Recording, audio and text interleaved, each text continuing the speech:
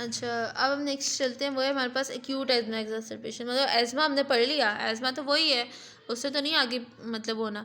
अब इसमें क्या है कि इसमें बस ये है कि अब एज़मा जो है ना वो जैसे इमरजेंसी में प्रेज़ेंट कर रहा बंदा एज़मा के साथ, यानी सिम्पटम ज़्यादा सीवियर आ रहे हैं, मसला ज़्यादा हो रहा है, इन्हेलर से ठीक नहीं हो रहा। अब आपने उसको इमरजेंसी में मैनेज करना है, ठीक है? तो मैनेजमेंट थोड़ी-सी चेंज होगी इसमें। अब जैसे फ़ीचर्स, अच्छा, इसमें जो एज़मा है ना वो तो आपका वहीं रहा है, लेकिन इसमें क्या हुआ है कि जी आपका जो पीक एक्सपिरेटरी फ़्लो है ना वो 33% से भी कम हो गया। ऑक्सीजन जो है ना उसकी सैचुरेशन 92% से भी नीचे गई। ऑक्सीजन की जो पार्शियल प्रेशर है ना वो 60 mmHg से भी नीचे गया। यानी चीज़ें ख़राब होती जा रही हैं, ठीक है? अब अगर हम नॉर्मल जो कार्बन डाइऑक्साइड की अगर हम देखते हैं ना पार्शियल प्रेशर, तो इसके अंदर क्या होता है कि हमारे पास पेशेंट जो है ना तेज़ी से सांस ले रहा होगा, ठीक है? कार्बन डाइऑक्साइड का जो है ना उसका जो है ना वो वेरिएशन आएगी। अब देखें जैसे होता तो ये, जैसे हमने पहले पढ़ा था कि एबीजी करवाते हैं, तो एज़मा में हमने क्या पढ़ा था लास्ट टाइम कि हाइपोक्सीमिया होगा और कार्बन डाइऑक्साइड जो है ना वो ज़्यादा हुआ होगा, रेस्पिरेटरी क्लोसिस होगी। लेकिन अब ना हमारे पास दो चीज़ें हैं, अगर तो पेशेंट तेज़ी से सांस ले रही है, ठीक है, अब टेकिपनिया उसको, ठीक है, मिसाल के तौर पर रेस्पिरेटरी रेट उसका 30 से ऊपर चला गया। अब वो जब तेज़ी से सांस ले रहा है, ठीक है, अंदर आ रही है हवा, बाहर निकाल रहा है, बाहर हवा भी ज़्यादा निकाल रहा है, अंदर लेके भी ज़्यादा जा रहा है। अब उसके अंदर कार्बन डाइऑक्साइड जो है ना वो आप ज़्यादा एक्सेल कर रहे हो, तो इस केस में हमारे पास डिफरेंट चीज़ें जो है ना वो आ सकती हैं, ठीक है? या तो कार्बन डाइऑक्साइड का जो पार्शियल प्रेशर है ना जब वो टेकिपनिया, तो या तो वो कम होगा इस केस में। अगर तो आपका वो आपको नॉर्मल या इंक्रीज़ आ रहा है एबीजी पर, तो इसका मतलब ये है कि वो बंदा जो है ना वो रिस्पिरेटरी मसल फटीग में चला गया है, ठीक है, वो रिस्पिरेटरी फेलियर में जा रहा है और कार्बन डाइऑक्साइड अंदर एक जमा हो रही है, मतलब कि अब जो है ना वो इससे भी ज़्यादा काम ख़राब हो गया, अब ये अंदर ट्रैप हो रही है और रिस्पिरेटरी फेलियर में जा रहा है अब, ठीक है? फिर उसके बाद ये होता है कि जी पहले वीज़ आ रही होती है आपको, बाद में वीजिंग भी नहीं आती। वीजिंग यानी कि जो सीटी जैसी आवाज़ है ना जो आपको दूर से सुनने पर आते हैं। रोंकाई तो आपको मतलब स्टेथ लगा के सुनने को मिलती है ना, ये बगैर स्टेथ लगाए आपको आ रहे होते हैं, तो अब आपको वो भी नहीं आ रहे। इसका मतलब है कि काम ख़राब हो चुका है, बहुत ख़राब हो चुका है। फॉर एग्ज़ाम्पल 1 2 3, आप ये इन 3 स्टेज में माइल्ड मॉडरेट स्फीयर में इसको डिवाइड करो, ठीक है? माइल्ड में कि ब्रीथलेसनेस थी, वो चलता था उससे ब्रीथलेसनेस होती थी। मॉडरेट में कि जी अब उसको बात करते वक्त भी ब्रेथलेसनेस हो रही है, और स्वेयर में कि जी वो बैठा हुआ है कोई काम नहीं कर रहा, उसको फिर भी जो है ना वो सांस लेने में मसला है।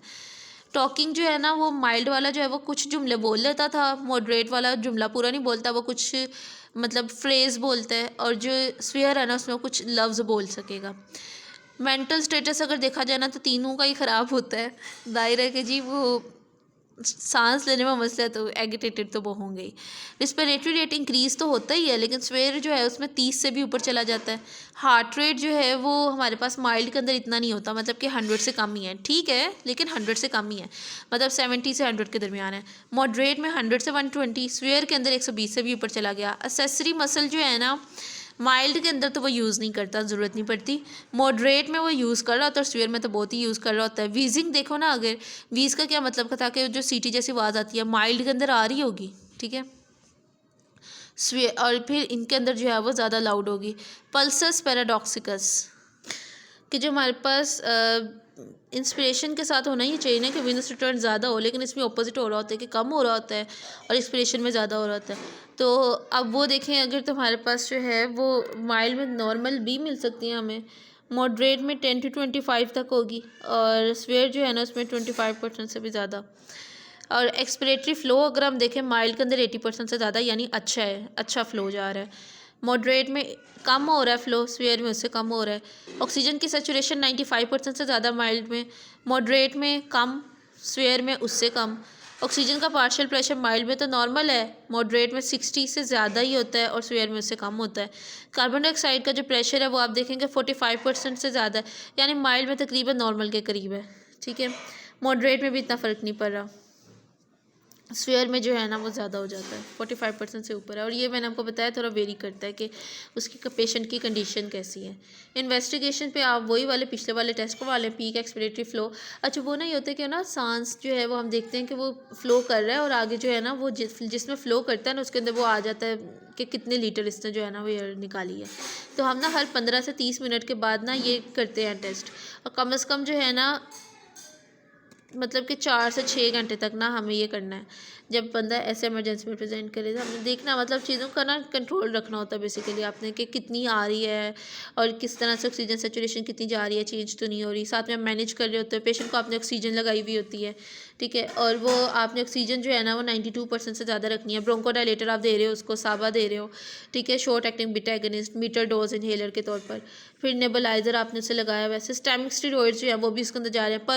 पर ओरल भी दिया जा सकता है, और या जो है ना वो अगर तो रिस्पिरेटरी फेलियर में जा रहा है ना, मतलब पेशेंट का रिस्पिरेटरी फेलियर हो रहा है, जैसे मैंने आपको बताया पहले कि वीजिंग नहीं आ रही उसकी, अब पेशेंट का जो रिस्पिरेटरी रेट है वो बहुत ज़्यादा हो गया है और मतलब कि अब जो है ना वो चीज़ें ख़राब जा रही हैं, ठीक है, पेशेंट रिस्पायर कर नहीं रहा, अब उसका सिस्टम ख़राब हो चुके हैं सॉर्ट ऑफ। अब आप उसको आईवी दोगे, मतलब स्वेयर एजमा है ना, तो उसमें आपने फिर साथ में इप्राट्रोपियम जो है वो दे रहे हो। इप्राट्रोपियम क्या है, ये एंटीकोलिनर्जिक है, एंटीकोलिनर्जिक है, तो इससे क्या करना है, ये भी आपके ब्रोंकाई को डायलेट करवाएंगी। आईवी मैग्नीशियम दे रहे हो, ये भी ब्रोंकोडाइलेशन में हेल्प करती है। इसके अलावा अगर तो पेशेंट स्टिल ठीक नहीं हो रहा, एंडोट्रेकियल इंट्यूबेशन करने की ज़रूरत पड़ेगी, ठीक है। अब आप उसको आईसीयू में मैनेज करोगे, अगर नहीं बिल्कुल इन सारी चीज़ों से भी ठीक नहीं हो रहा तो कोमा में जा सकता है पेशेंट। कन्फ्यूजन या एग्जॉस्शन या ड्रोजिनस है तो रिस्पिरेटरी अरेस्ट हो सकता है। इस केस के अंदर ना जब आपके कार्बन ऑक्सीजन की जो कंसनट्रेशन है 60 से कम है, कार्बन डाइऑक्साइड का जो पार्शियल प्रेशर है वो ज़्यादा हो रहा है और पीएच जो है ना वो इसकी एसिडोसिस में जा रहा है पेशेंट, अब उसको जो है ना वो आईसीयू में मैनेज भी करना पड़ेगा, ठीक है।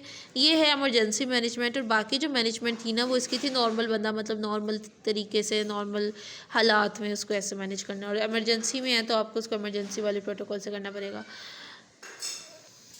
अच्छा, अब आपने पेशेंट को डिस्चार्ज कब करना है, जब उसका पीक एक्सपिरेटरी फ्लो जो है ना 70% से ज़्यादा हो, सेचुरेशन ऑफ ऑक्सीजन जो है वो 90% से ज़्यादा हो, ठीक है, नॉर्मल एग्जाम, और वैसे उसके जो सिम्टम्स है ना वो उसको अब इतने नहीं आ रहे, ठीक है, आप मॉनिटरिंग करते जा रहे हैं साथ साथ। रिस्पॉन्स जो है ना वो ट्रीटमेंट के बाद 60 मिनट तक मेनटेन रहे, ये ना हो कि आप जी उसको फारिग करें और जो है वो 2 मिनट के बाद वापस आ जाए।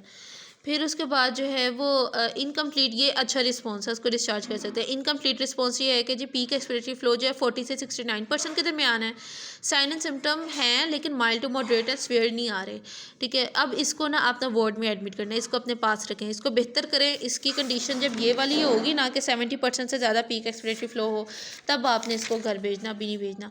पुअर रिस्पॉन्स ये है कि जी 40% से कम है पीक एक्सपिरेटरी फ्लो, ऑक्सीजन अभी भी 60 से कम है, कार्बन डाइऑक्साइड अभी भी 42 से ज़्यादा है, और सिम्टम्स फेयर वाले हैं, और मेंटल स्टेटस तो बंदे को बिल्कुल होश नहीं है कि वो कहाँ पे है। इसका मतलब ये है कि अब आपको इसको आईसीयू में एडमिट करना है, मतलब वार्ड में नहीं आईसीयू में, और इसको अच्छे से मैनेज करना है।